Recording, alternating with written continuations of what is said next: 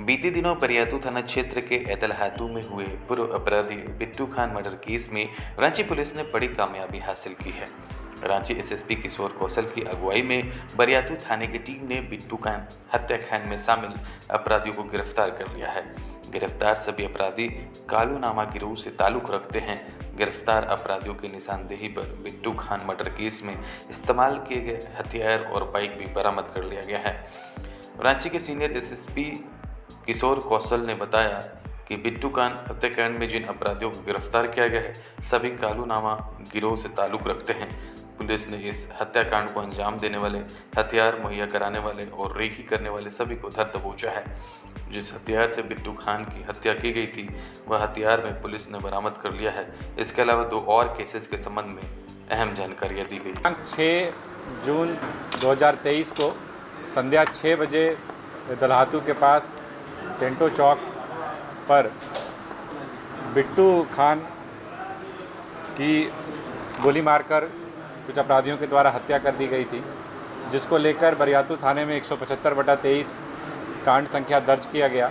और उसके पश्चात पुलिस अधीक्षक नगर के नेतृत्व में एक विशेष टीम का गठन किया गया और इस टीम के द्वारा तकनीकी आसूचना एवं मानवीय आसूचना के आधार पर त्वरित कार्रवाई करते हुए अपराधियों की गिरफ्तारी की गई है, जिसमें कुल मिलाकर 5 अपराध कर्मियों की गिरफ्तारी हुई है और इसके अलावा कांड में प्रयुक्त 2 हथियार बरामद हुए हैं। साथ ही साथ जिन मोटरसाइकिल्स का प्रयोग किया गया था वो 2 मोटरसाइकिल भी बरामद किए गए हैं।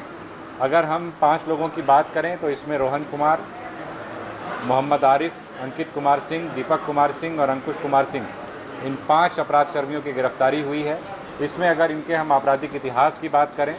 तो रोहन कुमार के खिलाफ पूर्व में भी 4 कांड अंकित है, जिसमें 1 लालपुर में और 3 बरियातू थाने में अंकित है।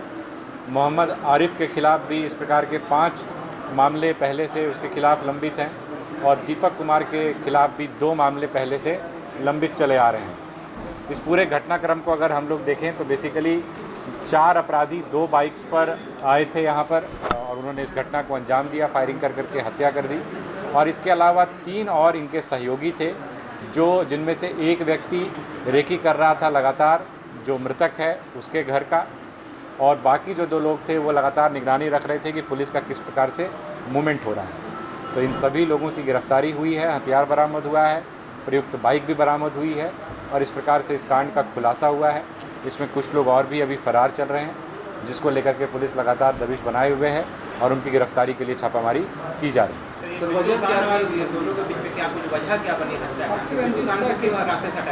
इसमें बेसिकली अगर देखा जाए तो पहले भी जो एक कालू लामा की हत्या हुई थी, उस हत्या में जो बिट्टू खान था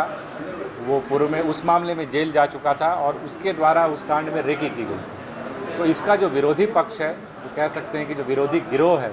उसके द्वारा इनको टारगेट किया गया, बिट्टू खान को टारगेट किया गया और उसके बाद उस रंजिश के अंतर्गत उसकी हत्या की गई, जिसमें कहीं ना कहीं जो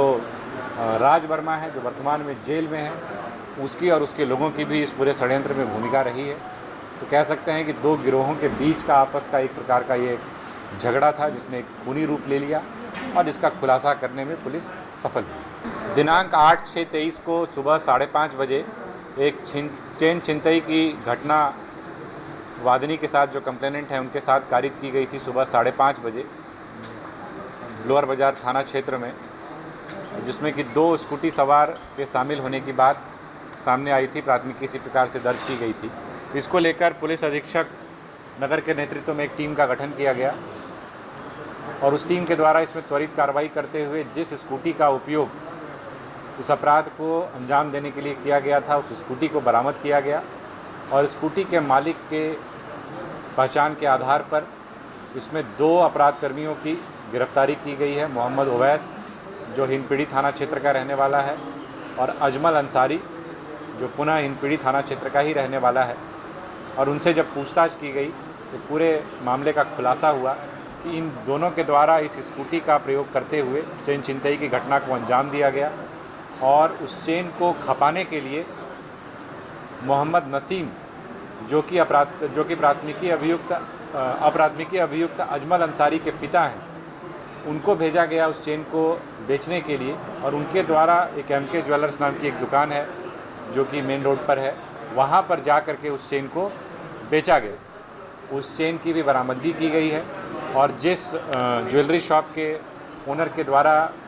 चोरी के माल को लिया गया था उस व्यक्ति की भी गिरफ्तारी की गई है। वहाँ से चेन भी बरामद हुआ है,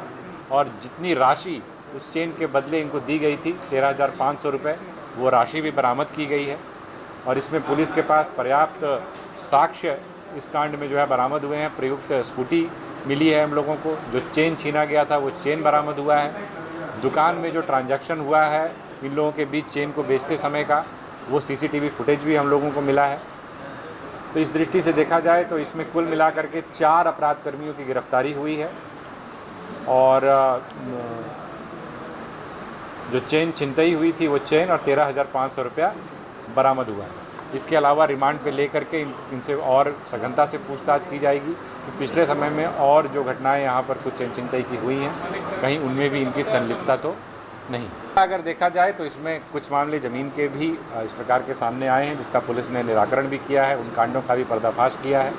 बाकी मुख्यतया कह सकते हैं ऐसा कि ये वर्चस्व को लेकर के इन दोनों गिरोहों में एक प्रकार से संघर्ष की स्थिति उत्पन्न हुई, जिसको लेकर के पुलिस ने त्वरित कार्रवाई की है और गिरफ्तारी की है।